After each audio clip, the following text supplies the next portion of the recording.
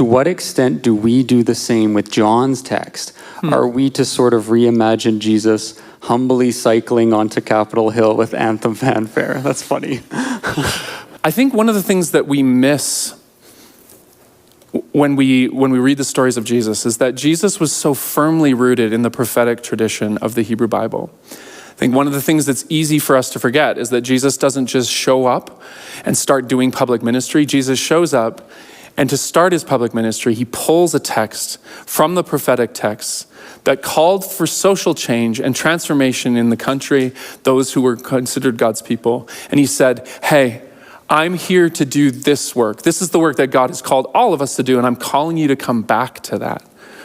And so I think it's so important to do exactly kind of what this question sort of hinting at. I think it's important for us to constantly be working with, as John does with the prophetic text, it's important for us to then take the story of Jesus and sort of ground ourselves in its sort of impetus, its response to the world. It's so important to do that. If not, I think we might not be, it's not that we just won't be faithful to who Jesus is and was, but we also would be sort of distancing ourselves from these prophetic texts, the part of our Bible that so many of us like just are scared to go to. Anyway, I don't know if you have any thoughts about that, but No, I think, so the passage that Scott's referencing is when Jesus takes the scroll in Luke and he says, now has come the day, the year of the Lord's favor, all these things that he's going to do. What's interesting about the passage is the quote from Isaiah goes on to talk about, and the day of the Lord's vengeance, and all these terrible things that are going to happen. And Jesus leaves that out, and he says, no, I'm here to name God's blessing in the world, recovery of sight for the blind, freedom of the prisoner. So Jesus is, even in the way he uses the Old Testament scriptures, he's reframing them for how he sees them, how he is going to reflect God in the world. And this is very much what we're seeing tonight with John doing, taking these Old Testament passages and saying, now in the light of Jesus, we see the whole story differently. And this is something we've talked a lot at Commons about. There's a series called At Commons, where we talk about some of our framing ideas. One of them being that the Christian tradition is built on this idea that the only exact representation of God's character is Jesus. That's a direct quote from Hebrews, by the way. That's the only place that we see God perfectly.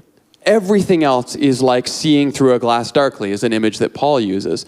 That means even the scriptures are stories about God that reveal God to us, that are inspired, but they're still foggy in the sense that they're not perfectly God revealed. They're still human beings narrating their experience of God.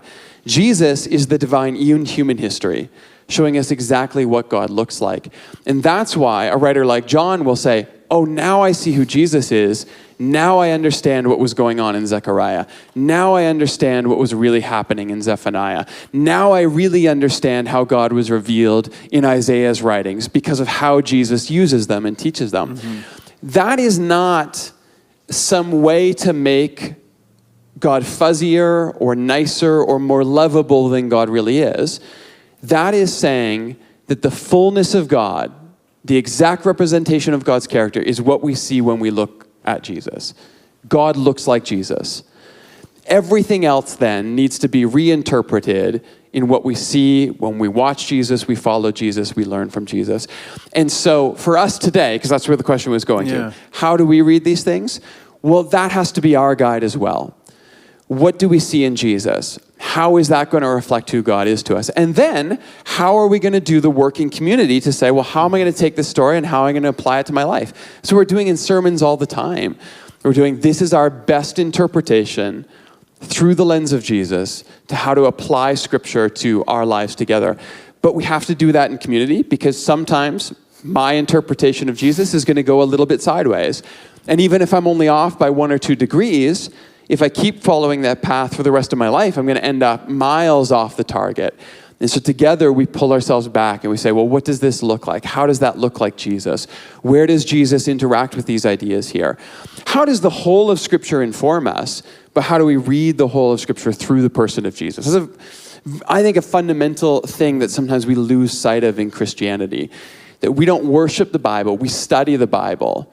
We worship Jesus because Jesus reveals God to us. Anyway, that's my own little soapbox on that one. So, yeah, good question. That's a great. You chose John Yeah. Scott. Yep. What are the key differences between how John portrays this versus the other gospel authors? Right.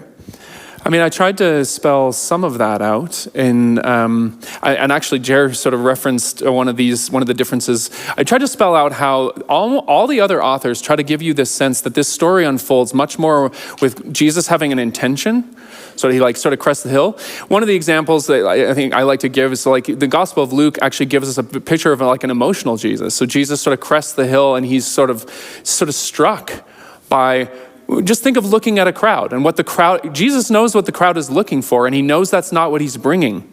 And he's sort of struck by this emotion. I like sad Jesus is what I called it when Jared and I were talking about it. But Jared also, you mentioned this to me and I didn't realize it because it's John's the only gospel that uses the language of palm branches. This is where John's helpful to us and then sort of showing us, giving us this tie very clearly to what I tried to sort of spell out for you, the socio-political implications of this as a symbol. One of the things that I like is, so some people will say, okay, so why are there differences between the gospels? So you have these, and my favorite is that's a question that has sort of been at the heart of the church's study of this story since the 5th century. You can go back, you can read a guy named Chrysostom.